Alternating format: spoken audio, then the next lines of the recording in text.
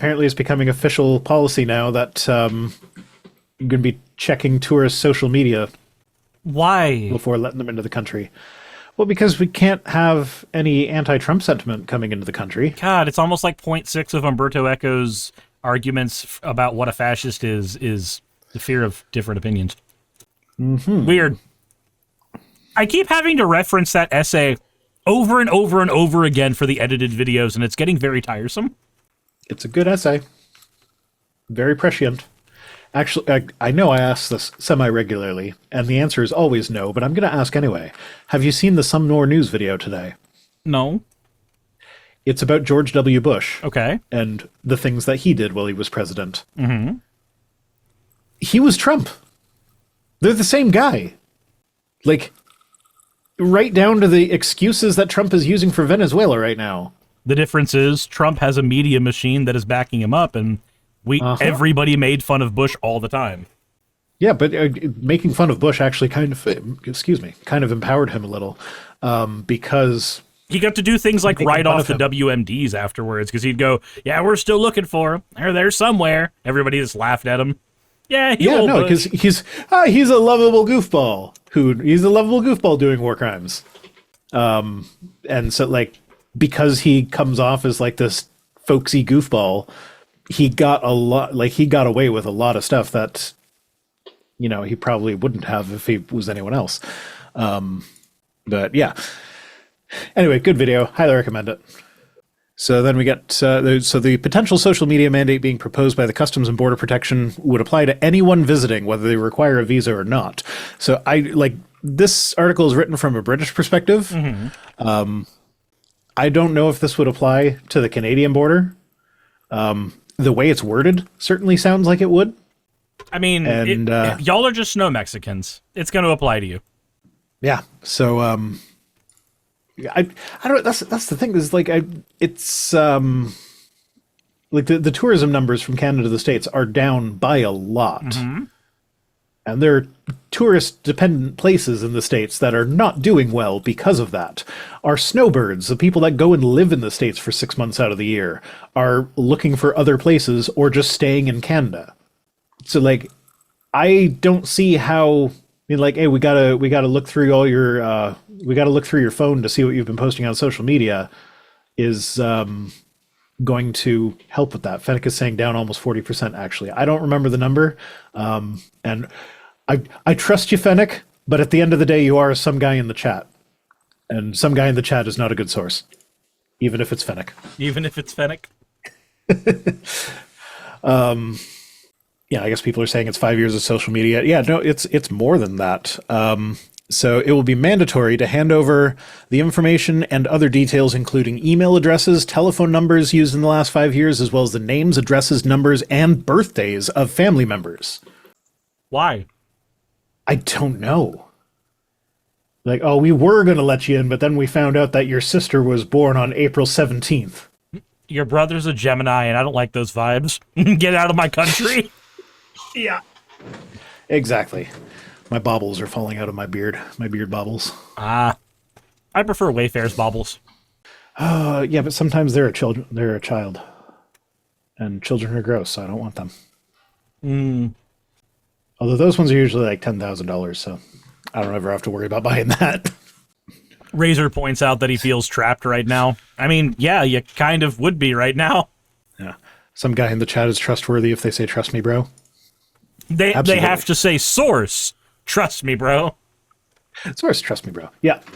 Well, Fennec also emails a bunch of news articles for me. I cite my sources, damn it. I know you do, Fennec.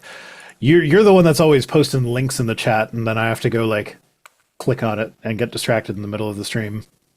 Yeah, so there have been several reports of travelers already having been denied entry into the U.S. over social media posts and messages found on their personal devices after President Trump took office in January. So, like, the people that had, like, the J.D. Vance meme on their phone that got denied. Mm-hmm. There's a French scientist who had, like, private messages that didn't like Trump. That they were like, nope, go away. So now I know that constitutional amendments, strictly speaking, only apply to citizens. Or well, no, because there's more to it. There's stuff that protects you just for being in the United States. That's part of our Constitution. Yeah. But this feels like one of those things where like they talk about freedom of speech all the time. Vexa, thank you for giving me your points, friend. And this is just blatant. Fucking DJ. You can have freedom of speech as long as you only use it to praise dear leader. And you can have a Model T in any color you want, so long as that color is black. Knowing what we know of Henry Ford now, I feel like it's weird that he went with black. I feel like he wouldn't like black. No, he only likes black with a hard B. Have you seen that? Have you seen that skit of the three-headed black monster? No, I don't think I have. It's a monster with 2 heads that are black people and 1 head that's a white person, and each one of them says a word in turn. So they'll just go like, "We are the 3-headed black monster." It's always the white one that emphasizes how black they are. Turns out, in the genetic makeup of the monster, the white head can look down and see that the 2 heads under him are black, but the 2 heads under him can't look up, so they can't see that the 3rd head isn't black. So all the context for all of them is that they're all black. The entire skit is about introducing the monster to a mirror. Okay. I mean, I saw a skit that aired on This Hour Has 22 Minutes, which is a Canadian comedy show. Where they were doing a parody of the American press conferences right now. It was pretty good. And I'm not going to play it because we'll get copyright struck for sure. But Fantastic. Yeah, look it up at some point. So This Hour Has 22 Minutes.